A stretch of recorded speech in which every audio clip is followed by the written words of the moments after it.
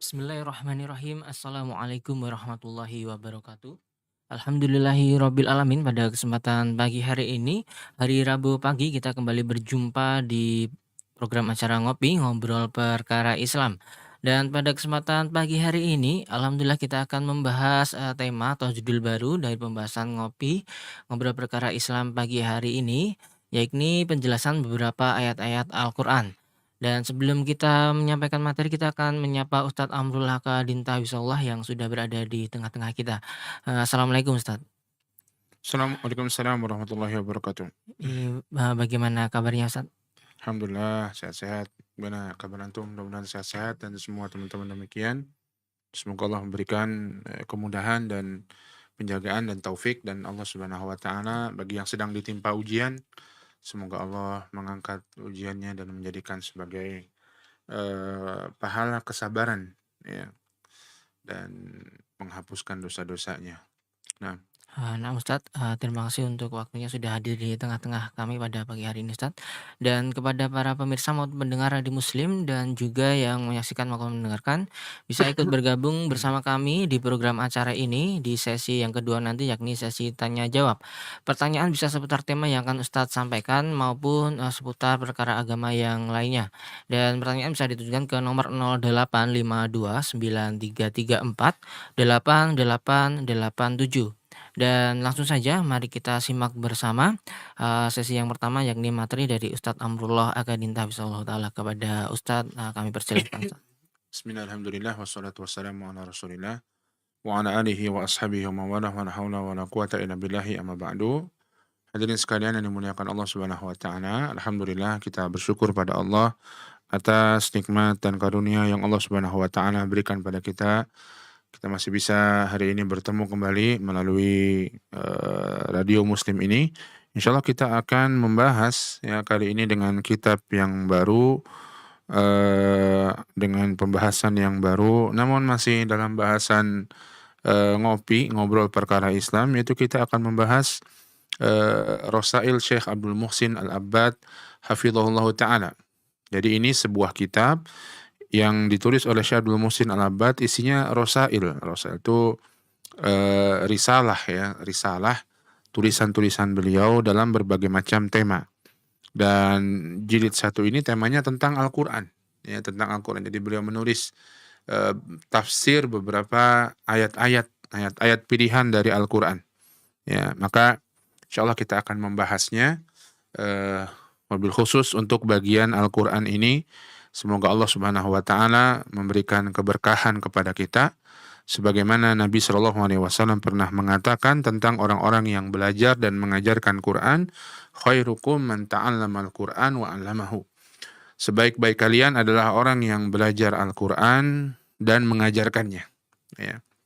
Dan sebagai awalan, beliau membahas atau membuka pembahasan dengan surat Al-Fatihah. Surat Al-Fatihah, kita tahu, surat yang setiap hari kita baca, bahkan 5 kali sehari. Bukan 5 kali, artinya 17 kali sehari dalam setiap rakaat salat kita. Ya, kita baca surat Al-Fatihah sebagai bagian dari kewajiban seseorang, bahkan sebagian ulama atau banyak ulama menjelaskan bahwa dia adalah rukun dari rukun salat, ya, yaitu membaca surat Al-Fatihah. Allah Subhanahu wa taala berfirman, "A'udzubillahi minasyaitonirrajim. Bismillahirrahmanirrahim. Alhamdulillahirabbil alamin. Arrahmanir rahim. Maliki yaumiddin. Iyyaka na'budu wa iyyaka nasta'in. Ihdinas siratal mustaqim. Siratal ladzina an'amta 'alaihim ghairil maghdubi 'alaihim waladdallin." Ya. Dan surat ini sebagaimana disebutkan dalam hadis yang diriwayatkan Imam Bukhari dari sahabat Abu Sa'id Ibnil Ma'la, ya, beliau mengatakan atau Nabi Shallallahu alaihi wasallam mengatakan, "Lau 'alimannaka a'zama suratin fil Qur'an qabla an takhruja minal masjid." Aku akan mengajarkan kepada engkau sebuah surat yang paling agung dalam Al-Qur'an sebelum engkau keluar dari masjid, kata Nabi Shallallahu alaihi wasallam. Kemudian Nabi mengajarkan alhamdulillahirabbil alamin. Alhamdulillahirabbil alamin, Ar-Rahmanir Rahim. Ini Nabi sallallahu alaihi wasallam mengajarkan surat Al-Fatihah. Dan surat ini kata Syekh Abdul Muhsin Al-Abbad hafizahullah taala, wa hiya mustamilatun ala anwa'i tauhid ats-tsalatsah. Beliau membuka pembahasannya dengan menyebutkan bahwa surat ini mengandung pembahasan yang sangat penting, yaitu pembahasan tentang tauhid ats-tsalatsah. Bahkan 3 tauhid yang kita kenal diformulasikan oleh para ulama bahwa ketiga tauhid ini penting untuk dipegang oleh seorang muslim. Ya, yaitu tauhid rububiyah. Ya, tauhid rububiyah di mana seseorang mengakui bahwa Allah Subhanahu wa taala melakukan segalanya dan berkuasa atas segalanya. Kal khalqi wal razq wal ihya wal imatah wa ghairu dzalik min af'alihi ta'ala, kata beliau, seperti menghidupkan, memberikan rezeki, mematikan, menciptakan, mematikan, ya, dan hal-hal yang lain yang dilakukan oleh Allah Subhanahu wa taala. Annallaha wahidun fi af'alihi la syarika lahu fi khalqil khalq wa fi ihyaihim wa imatatihim. Bahwa Allah Subhanahu wa taala yang semata, dia semata yang kita meyakini betul-betul bahwa hanya Allah semata yang menghidupkan dan mematikan, menciptakan dan mengatur semua alam semesta. Ya, dan ini terkandung dalam kalimat Rabb. Bahkan di ayat yang pertama, alhamdulillahi rabbil alamin. Rabbul alamin. Kita mengakui bahwa Allah itu Rabbul alamin, Tuhan dari segala alam semesta. Sebagaimana tauhid ini juga, surat ini juga terkandung dalamnya tauhid uluhiyah, yaitu ketika seseorang meyakini betul bahwa hanya Allah Subhanahu wa taala satu-satunya yang berhak disembah. Tidak ada yang lain yang berhak disembah kecuali Allah Subhanahu wa taala. Dan ini bahkan di ayat yang pertama, ya, beliau menyebutkan di ayat yang pertama ini terkandung di dalamnya, ya, yaitu di ayat yang pertama memuji Allah Subhanahu wa taala. Memuji Allah Subhanahu wa taala, alhamdulillah, lianna isnadal hamdi minal ibadi ila rabbihim ibadah lahu wa sana'un alaihi wa huwa min af'alihim. Karena menyandarkan segala pujian kepada Allah, seorang hamba mengatakan alhamdulillah, segala puji bagi Allah Subhanahu, ini ibadah. Ya, dan disebutkan dalam ayat itu alhamdulillahi rabbil alamin. Segala puji hanya bagi Allah Rabbul alamin, Tuhan semesta alam. Ya. Maka ini mengandung tauhid uluhiyah. Demikian pula mengandung tauhid asma wa sifat. Menetapkan segala nama-nama dan sifat-sifat bagi Allah Subhanahu wa taala dan tidak menyamakannya dengan makhluknya. Allah mengatakan laisa kamitslihi syai'un wa huwas samiul basir. Tidak ada yang serupa dengan Allah Subhanahu wa taala, wa huwas samiul basir. Dan Allah Subhanahu wa taala yang Maha mendengar dan Maha melihat. Allah mengatakan Allah Maha mendengar dan Maha melihat, dan Allah mengatakan tidak ada yang serupa dengannya. Maka pendengaran dan penglihatan Allah tidak sama dengan pendengaran dan penglihatan manusia. Walaupun manusia punya pendengaran dan penglihatan, tapi tidak sama dengan pendengaran dan penglihatan Allah Subhanahu wa taala. Dan begitulah semua nama-nama dan sifat. Allah Subhanahu wa taala memiliki wajah, tidak sama dengan wajahnya makhluk. Allah Subhanahu wa taala memiliki tangan, tidak sama dengan tangannya makhluk. Allah Subhanahu wa taala berkata-kata baik dahulu, sekarang maupun yang akan datang, tidak sama dengan perkataannya makhluk. Allah Subhanahu wa taala datang nanti di hari kiamat, tidak sama dengan datangnya makhluk. Allah Subhanahu wa taala murka, marah, tidak sama dengan murkanya makhluk. Allah Subhanahu wa taala menyayangi, mencintai, tidak sama dengan makhluk yang mencintai dan menyayangi. Berbeda. Allah memiliki nama-nama dan sifat dengan kesempurnaannya dan tidak ada cacatnya. Makhluk memiliki sifat dengan segala kekurangan-kekurangannya dan akan fana. Ya. Maka begitulah tauhid asma wa sifat. Dan di ayat yang pertama ini Allah sudah sebutkan, yaitu kalimat Allah dan Ar-Rabb. Ini ada nama Allah dan nama Rabb. Nama Allah menunjukkan Allah ma'luh, yang disembah. Ya, karena Allah dari al-ilah, yaitu sesuatu yang disembah. Rabb menunjukkan bahwa Allah tadi rububiyah, penguasa segala sesuatu. Karena nama Allah pasti mengandung sifat. Ya, contohnya nama Allah Ar-Rahman, Allah punya sifat rahmat, kasih sayang. Kalau manusia kan tidak. Namanya mungkin boleh rahmat, tapi orangnya galak, orangnya kejam, orangnya zalim, bisa jadi nama manusia begitu. Namanya Hasan tapi orangnya jelek. Ya. Namanya Karim tapi orangnya pelit misalnya. Padahal Karim artinya dermawan, mulia. manusia, tapi Allah enggak. Allah Al-Karim, dan Allah betul-betul dermawan pada hamba-hambanya. Allah Ar-Rahman, dan Allah betul-betul memberikan rahmat kepada hamba-hambanya. Ya, maka ini juga terkandung dalam eh, ayat yang pertama. Beliau mengatakan hafizahullah wa amma tauhidul asma was sifat fa innal ayata al-mustamilata ala ismaini min asma'illahi wa huma lafdzul jalalah fi qoulihi Allah atau lillah war-rabb fi qoulihi rabbil alamin. Adapun tauhid asma wa sifat dalam ayat ini, di ayat yang pertama terkandung dalam ayat yang pertama dua nama Allah, yaitu lafaz jalalah Allah alhamdulillah rabbil alamin, dan Rabb, ya, nama Rabb dalam kalimat Rabbul alamin. Wa fil ayati jaa dzikru ar-rabb mudhafan wa jaa dzikruhu fi surati yasin mujarradan anil idhafah fi qoulihi salamun qawlan mir rabbir rahim. Dalam ayat ini kata Rabb ada disambung dengan Rabbul alamin, Tuhan semesta alam. Di surat Yasin beliau sebutkan ada kata Rabb untuk Allah yang tidak disambung dengan apapun. Salamun qaulan mir rabbir rahim. Salamun, keselamatan, qaulan mir rabbir rahim, perkataan dari Allah Rabb yang Maha Pengasih. Subhanallah. Ya. Alhamdulillahirabbil alamin, ini kita akan menjelaskan dari alhamdulillahirabbil alamin. Alhamdulillahirabbil alamin, al-alamun hum kullu man siwallah. Wallahu subhanahu wa ta'ala bidzatihi wa asma'ihi wa sifatihi huwal khaliq wa kullu man siwahu makhluk. Qala Allah ta'ala an Musa wa Fir'aun, qala Fir'aun wa ma rabbul alamin, qala rabbus samawati wal ardi wa ma bainahuma in kuntum muqinin. Alhamdulillah rabbil alamin. Apa rabbul alamin? Allah subhanahu wa ta'ala al-alam, rabbul alam. Alam itu apa? Semua selain Allah subhanahu wa ta'ala. Allah lah Tuhannya, penciptanya. Dan ini mesti kita yakini dalam hati kita, ya.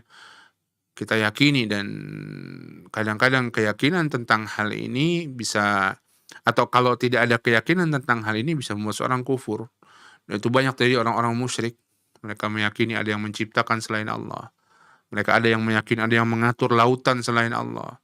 Ada yang mengatur gunung selain Allah subhanahu wa ta'ala. Ada yang bisa memberikan rezeki selain Allah. Maka ini keyakinan yang bisa menodai tauhid seseorang dan membawa seseorang kepada kesyirikan. Alhamdulillahi rabbil alamin. Allah rabbul alamin. Alamin, semua sesuatu selain Allah. Allah yang menciptakannya, Allah yang mengaturnya, Allah yang memilikinya, Allah yang menakdirkan segala urusannya. Ya. Maka beliau membawakan firman Allah ketika dialog antara Musa dan Fir'aun. Musa atau Fir'aun berkata kepada Musa di surat Asy-Syu'ara ayat 33 dan 34, qala Fir'aun wa ma rabbul alamin. Fir'aun mengatakan, apa itu Rabbul Alamin? Karena Musa mendakwahkan Allah Rabbul Alamin. Maka Fir'aun mengatakan, wa ma Rabbul Alamin. Apa itu Rabbul Alamin? Saya Tuhan, kata Fir'aun begitu ya. Qala Rabbus samawati wal ardi wa ma bainahuma in kuntum muqinin. Dialah Allah, Tuhannya langit, Tuhannya bumi, dan apa yang ada di antaranya, semua yang ada di antaranya. In kuntum muqinin, jika kamu betul-betul yakin. Maka itulah yang didakwahkan Nabi Musa alaihi salam kepada Fir'aun, bahwa Allah Rabbul Alamin, bertentangan dengan dakwahnya Fir'aun kepada Musa. Dakwahnya Fir'aun kepada rakyatnya bahwa dia adalah Tuhan. Ana rabbukumul a'la, kata Fir'aun, aku Tuhanmu yang maha tinggi, waliyadzubillah.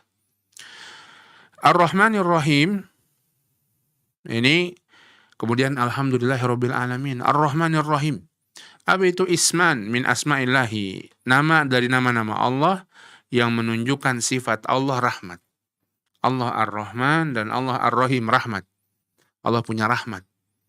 Apa beda Ar-Rahman Ar-Rahim? Kita sering menerjemahkan dengan Maha Pengasih, Maha Penyayang. Kalau kita mau tahu dari terjemahan ini, kita bisa merenungkan Maha Pengasih, Maha Penyayang. Ar-Rahman itu mengasih, Ar-Rahim itu penyayang. Yang dikasih belum tentu disayang. Yang disayang pasti dikasih sama Allah. Ya, maka jadilah kita orang yang disayang Allah. Ar-Rahman, Maha Pengasih. Allah mengasihi semua makhluknya. mukminkah, kafirkah, manusiakah, binatangkah, jinkah, hatta iblis dapat rezeki dari Allah Subhanahu wa taala. Allah ngasih kepada semuanya, nggak melihat makhluknya. Allah ciptakan, maka Allah tanggung rezekinya. Nggak peduli dengan bagaimana keimanannya dan bagaimana kemaksiatannya, Allah tanggung rezekinya. Ar-Rahman. Ar-Rahim, Allah Maha Penyayang. Ini Allah menyayangi hamba-hambanya yang beriman. Kasih sayang Allah kepada hamba-hambanya yang beriman. Adapun Ar-Rahman, kata beliau, War-Rahman minal asma'il lati la tutlaqu illa 'ala Allah. Rahman ini nama yang tidak boleh dipakai kecuali untuk Allah. Yang kayak gitu hanya Allah Subhanahu wa taala. War-Rahim ja'a fil Qur'an itlaquhu ala ghairihi. Qala Allah Ta'ala fi Nabi Muhammadin sallallahu alaihi wasallam. Adapun Rahim dalam Al-Qur'an ada disebutkan selain Allah dengan Rahim. Artinya boleh disifati orang lain dengan sifat atau dengan nama Rahim ini. Ya, dengan nama Rahim. Tapi Rahman nggak boleh. Ar-Rahman hanya untuk Allah Subhanahu wa taala. Kata Allah Subhanahu wa taala tentang Nabi Muhammad sallallahu alaihi wasallam, laqad ja'akum rasulun min anfusikum azizun 'alaihi ma 'anittum harisun 'alaikum bil mu'minina raufur rahim. Sungguh telah datang rasul dari kalangan kalian sendiri. Azizun 'alaihi ma 'anittum, terasa berat sesuatu yang membuat kalian susah, bagi dia terasa berat. Begitulah rasul. Kalau bahasa kita sekarang apa? Empati. Punya empati yang besar kepada orang-orang beriman. Harisun alaikum, semangat untuk kebaikan bagi kalian. Begitulah Nabi Shallallahu Alaihi Wasallam. Dan begitulah semestinya kita dengan sesama kaum muslimin. Kaum muslimin merasa berat, kita pun berat. Ya. Kaum muslimin semangat, kita pun harus semangat untuk kebaikan bagi kaum muslimin. Bil mu'minina raufur rahim. Dan pada orang-orang beriman, rauf, kasih sayang pada orang-orang beriman. Di sini Allah sebutkan rahim bagi Nabi Shallallahu Alaihi Wasallam. Ya.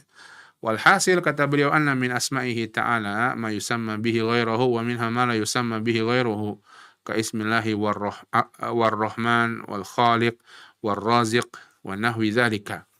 Dan secara umum ada nama-nama Allah Subhanahu wa taala yang bisa dipakai untuk nama selain Allah dan ada yang tidak. Yang tidak seperti Allah enggak boleh. Al-Khaliq enggak boleh. Ar-Rahman nggak boleh, As-Samad nggak boleh, Ar-Raziq nggak boleh. Kalau kita mau menamakan dengan nama-nama tersebut, maka namakan Abdul Khaliq, Abdullah, Abdul Rahman, Abdul Razak, Abdul Razik, Abdul Samad. Ya, dengan nama Abd yang menunjukkan bahwa orang itu hambanya Allah yang memiliki nama dan sifat yang demikian mulianya tersebut. Wallahu ta'ala alam bisawab. Sampai Ar-Rahman Ar-Rahim, insyaallah kita lanjutkan ayat selanjutnya dari surat Al-Fatihah yang beliau bahas. Hafizahullah ta'ala pada kesempatan-kesempatan yang akan datang biidznillah.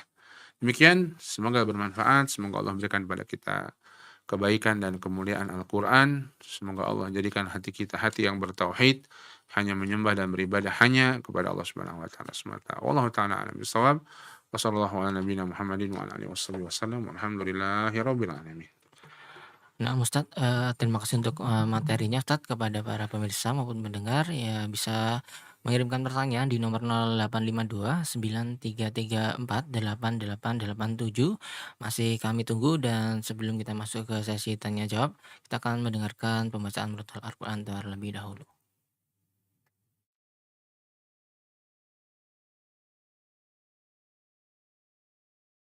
Bismillahirrahmanirrahim. Yusabbihu lillahi ma fis samawati wa ma fil ardil malikil quddusil azizil hakim. Huwallazi ba'atha fil ummiyina rasulan minhum yatlu 'alaihim ayatihi wa yuzakkihim wa yu'allimuhumul kitaba wal hikmata wa in kanu min qablu lafi dhalalin mubin. Wa akharina minhum lamma yalhaqu bihim wa huwal azizul hakim. ذلك فضل الله يؤتيه من يشاء والله ذو الفضل العظيم مثل الذين حملوا التوراة ثم لم يحملوها كمثل الحمار يحمل أسفارا بئس مثل القوم الذين كذبوا بآيات الله والله لا يهدي القوم الظالمين قل يا أيها الذين هادوا إن زعمتم أنكم أولياء لله من دون الناس فتمنوا الموت إن كنتم صادقين ولا يتمنونه أبدا بما قدمت أيديهم والله عليم بالظالمين قل إن الموت الذي تفرون منه فإنه ملاقيكم ثم تردون إلى عالم الغيب والشهادة فينبئكم بما كنتم تعملون يا أيها الذين آمنوا إذا نودي للصلاة من يوم الجمعة فاسعوا إلى ذكر الله وذروا البيع ذلكم خير لكم إن كنتم تعلمون فإذا قضيت الصلاة فانتشروا في الأرض وابتغوا من فضل الله واذكروا الله كثيرا لعلكم تفلحون وإذا رأوا تجارة أو لهوا انفضوا إليها وتركوك قائما قل ما عند الله خير من اللهو ومن التجارة والله خير الرازقين بسم الله الرحمن الرحيم هل أتاك حديث الغاشية وجوه يومئذ خاشعة عاملة ناصبة تصلى نارا حامية تسقى من عين آنية ليس لهم طعام إلا من ضريع لا يسمن ولا يغني من جوع وجوه يومئذ ناعمة لسعيها راضية في جنة عالية لا تسمع فيها لاغية فيها عين جارية فيها سرر مرفوعة وأكواب موضوعة ونمارق مصفوفة وزرابي مبثوثة أفلا ينظرون إلى الإبل كيف خلقت وإلى السماء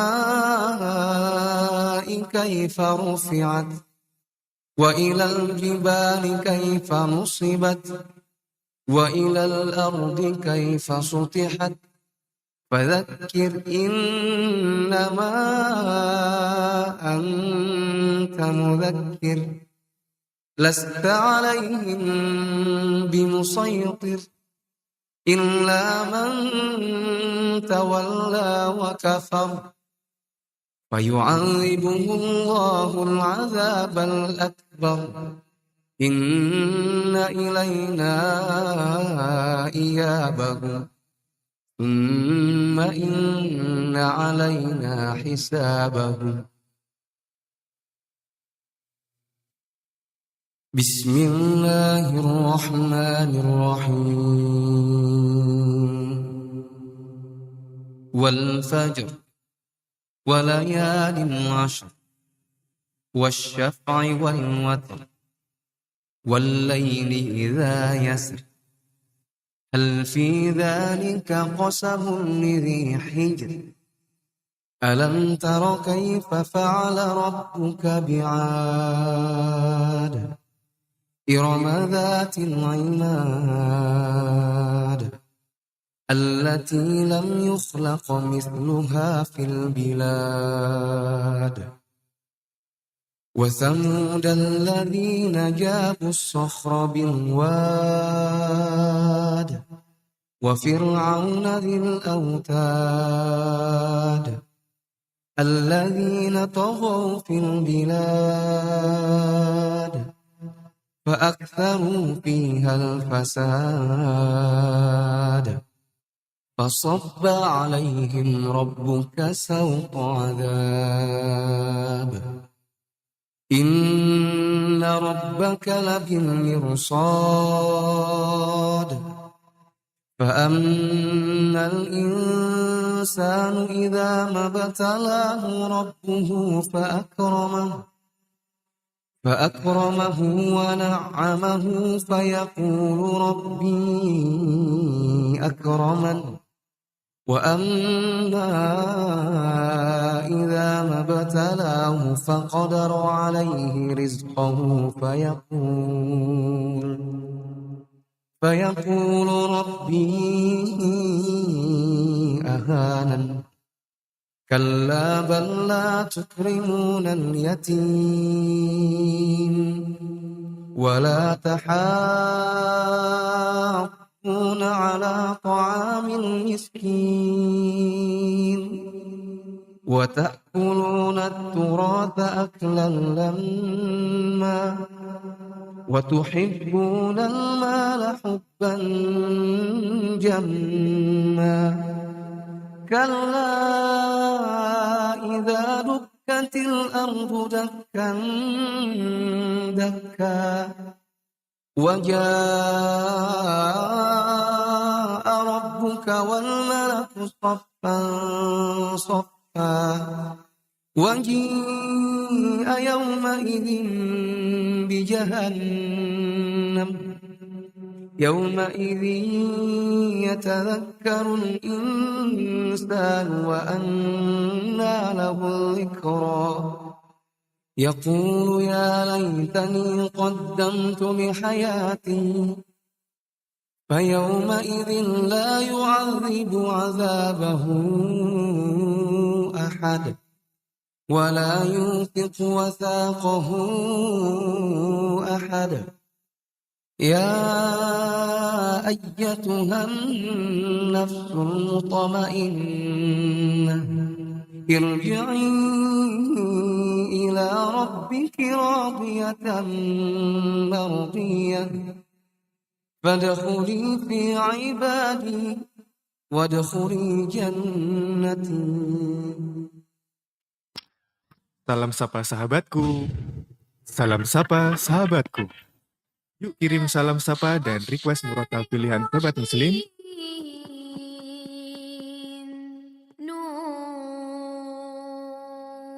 di acara Salam Sapa Sahabatku. Gimana caranya? Cukup dengan kirim WhatsApp atau SMS ke nomor 0823 2727 5333. Radio Muslim Jogja 1467 AM.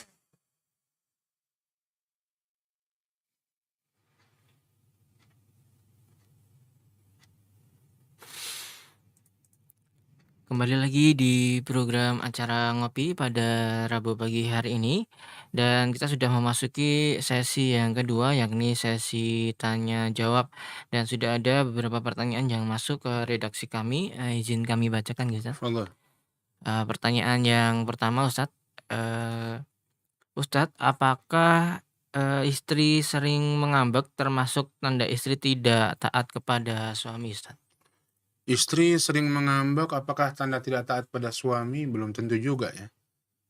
Mungkin bisa jadi kurang belanjaannya begitu ya, atau dan lain sebagainya, tapi belum tentu juga sebagai tanda tidak taat kepada suami. Maka ya ketika dan begitulah para wanita sering mungkin ngambek dan lain sebagainya, maka antum tidak perlu terlalu apa namanya, tidak perlu terlalu sensitif dengan hal tersebut ya.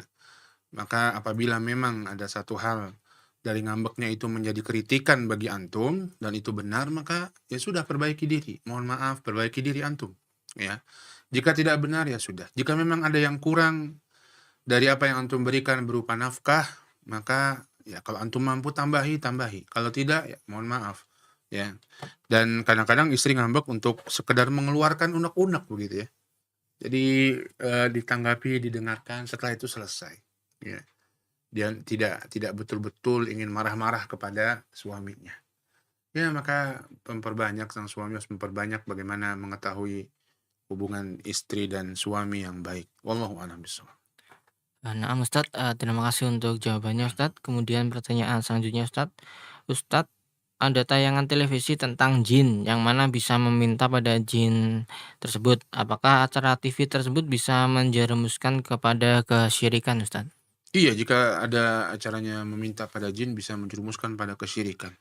Allah mengatakan wa annahu kana rijalun minal insi ya'udzuuna bi rijalin minal jinni fazaduhum rahaqa. Ada sebagian dari kalangan manusia meminta perlindungan dari sebagian kalangan jin, maka itu menambah mereka kebinasaan, menambah dosa-dosa bagi mereka. Jadi itu bisa menjerumuskan kepada kesyirikan, meminta kepada jin. Ya. Wallahu a'lam bishawab.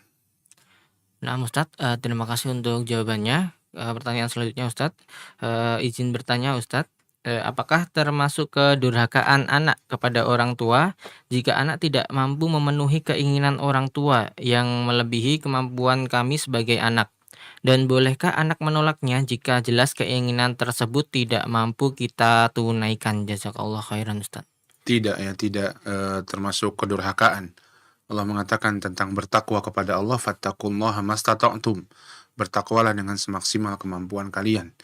Kepada Allah termasuk dalamnya berbakti pada orang tua adalah bagian dari ketakwaan pada Allah. Semaksimal kemampuan kita, semampu kita. Di luar kemampuan kita maka la yukallifullahu nafsan illa wus'aha. Allah tidak membebani seseorang melainkan sesuai dengan kemampuannya.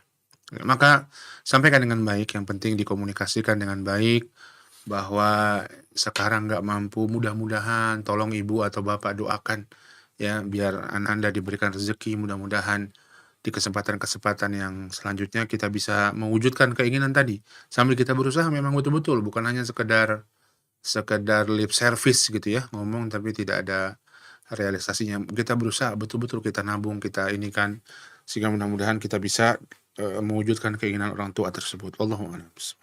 Nah, Ustadz, terima kasih untuk jawabannya, Ustadz. Dan satu lagi pertanyaan yang masuk, Ustadz. Naam.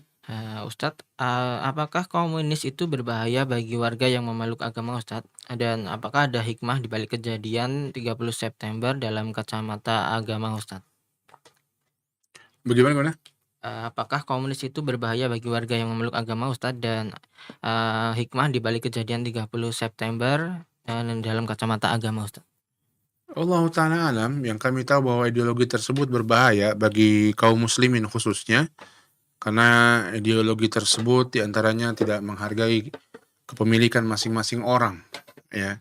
Sebagaimana ideologi tersebut dekat dengan ideologi ateisme yang tidak menganggap adanya Tuhan, tidak menganggap adanya Allah, apalagi aturan-aturan Allah Subhanahu wa Ta'ala ya, maka ideologi ini sangat berbahaya bagi kaum muslimin.